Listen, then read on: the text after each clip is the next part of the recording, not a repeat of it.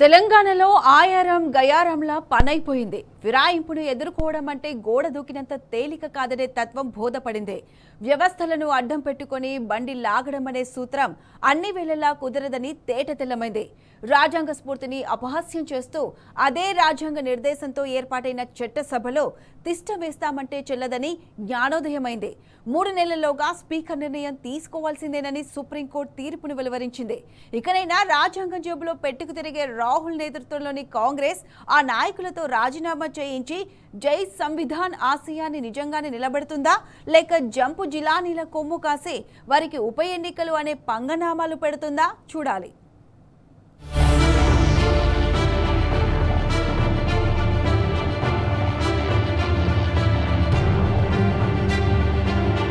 BRS నుంచి అధికార కాంగ్రెస్ పార్టీలో చేరిన 10 మంది ఎమ్మెల్యేల అనర్హత పిటిషన్లపై సుప్రీంకోర్టు సంచలన తీర్పు వెలువరించింది. పిటిషన్లపై 3 నెలల్లోగా నిర్ణయం తీసుకోవాలని తెలంగాణ అసెంబ్లీ స్పీకర్ను ఆదేశించింది. ఎట్టి పరిస్థితుల్లోనూ గడువు దాటొద్దని, ఒకవేళ ఆలస్యం చేసేలా ఎమ్మెల్యేలు ప్రయత్నిస్తే ప్రతికూల నిర్ణయం తీసుకునే స్వేచ్ఛ స్పీకర్కు ఉన్నదని CJI justice BR Gavai, justice AC మసీహతో కూడిన ద్విసభ్య ధర్మాసనం సూచించింది. కాంగ్రెస్లో చేరిన ఎమ్మెల్యేలు దానం నాగేందర్, తెల్లం వెంకట్రావు, కడియం శ్రీహరి, పోచారం శ్రీనివాసరెడ్డి, అరికెపూడి గాంధీ, కాల యాదయ్య, బండ్ల కృష్ణమోహన్ రెడ్డి, గూడెం మహిపాల్ రెడ్డి, డాక్టర్ సంజయ్, ప్రకాష్ గౌడ్లపై అనర్హత వేటు వేయాలని బీఆర్ఎస్ ఎమ్మెల్యేలు కేపీ వివేకానంద గౌడ, పాడి కౌశిక్ రెడ్డి వేసిన స్పెషల్ లీవ్ పిటిషన్లతో పాటు బీఆర్ఎస్ వర్కింగ్ ప్రెసిడెంట్ కేటీఆర్ వేసిన రిట్ పిటిషన్లపై గురువారం సుప్రీంకోర్టు 74 పేజీల తీర్పు వెలువరించింది.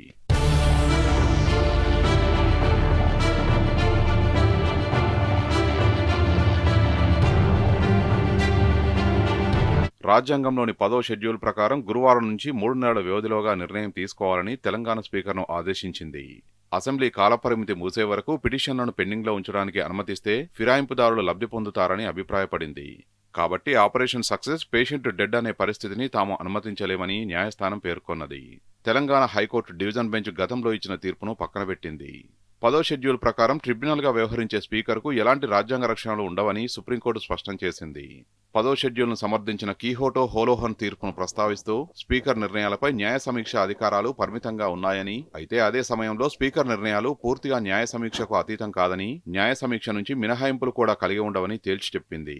స్పీకర్ నిర్ణయాలు తీసుకోకుండా ఆదేశాలు ఇచ్చేందుకు కోర్టులకు అనుమతి లేకపోయినా సత్వరమే నిర్ణయాలు తీసుకునేందుకు సహాయపడే జ్యుడిషియల్ ఆదేశాలు ఇచ్చే అనుమతి కోర్టులకు ఉన్నదని కీహోటో హోలోహన్ కేసులో రాజ్యాంగ ధర్మాసనం పేర్కొన్నదని గుర్తు చేసింది.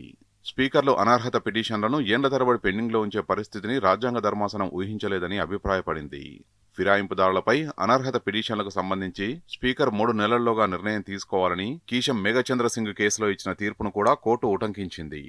ఫిరాయింపులకు సంబంధించి ఎన్సీపీ, శివసేన పార్టీల పిటిషన్లపై నిర్ణీత సమయంలోగా నిర్ణయం తీసుకోవాలని మహారాష్ట్ర స్పీకర్కు గతంలో జారీ చేసిన ఆదేశాలను పరిగణలోకి తీసుకున్నట్టు ధర్మాసనం తెలిపింది. కీహోటో హోలోహాన్, సుభాష్ దేశాయ్ కేసుల్ని ప్రస్తావిస్తూ అనర్హత పిటిషన్లపై కోర్టు స్వయంగా నిర్ణయం తీసుకోవాలి అన్న పిటిషన్ల అభ్యర్థనను న్యాయస్థానం తోసిపుచ్చింది.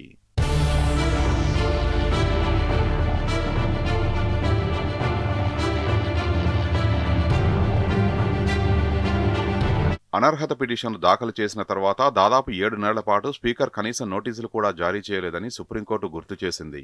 స్పీకర్ వేగంగా నిర్ణయం తీసుకున్నారా లేదా అనే ప్రశ్నను ఇప్పుడు మనం స్వయంగా వేసుకుంటున్నాం. సత్వర చర్యలు తీసుకుంటారనే ఉద్దేశంతోనే అనర్హత పిటిషన్లను విచారించే ముఖ్యమైన బాధ్యతను స్పీకర్, చైర్మన్కు పార్లమెంటు అప్పగించింది. కానీ 7 నెలల వరకు కనీస నోటీసులు కూడా జారీ చేయకపోవడం, ఈ విషయంపై సుప్రీంకోర్టులో పిటిషన్లు దాఖలైన తర్వాత నోటీసులు జారీ చేయడం సత్వర చర్యగా పరిగణించలేమని ధర్మాసనం వ్యాఖ్యానించింది. కేసు పూర్వాపరాలు, వాస్తవాల దృష్ట్యా ప్రస్తుత పరిస్థితుల్లో స్పీకర్కు ఆదేశాలు జారీ చేయకపోతే రాజ్యాంగంలోని 10వ షెడ్యూల్ లక్ష్యం దెబ్బతింటుందని కోర్టు పేర్కొన్నది. ఈ పరిస్థితుల్లో ఎలాంటి ఆదేశాలు జారీ చేయకపోతే ఆపరేషన్ సక్సెస్, పేషెంట్ డెడ్ అనే విమర్శల్ని స్పీకర్ పునరావృతం చేసేందుకు మేము అనుమతించినట్టు అవుతుందని ధర్మాసనం వ్యాఖ్యానించింది.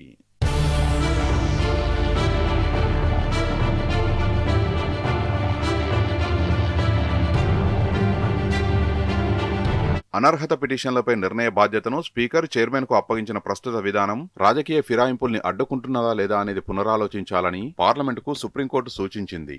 మాకు సలహా ఇచ్చే అధికారం లేనప్పటికీ అనర్హతను నిర్ణయించే ముఖ్యమైన బాధ్యతను స్పీకర్, చైర్మన్కు అప్పగించే ఈ విధానం రాజకీయ ఫిరాయింపులను సమర్థంగా ఎదుర్కొని లక్ష్యాలను సాధిస్తున్నదా లేదా అనే విషయాన్ని పార్లమెంటు పునరాలోచించాలి.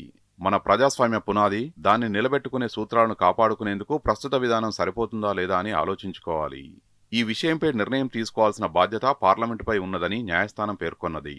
ఫిరాయింపు ఎమ్మెల్యేల అనర్హత పిటిషన్లపై విచారణ ఈ ఏడాది ఏప్రిల్ 3న ముగియగా ధర్మాసనం తీర్పును రిజర్వ్ చేసింది. గురువారం తీర్పును వెలువరించింది.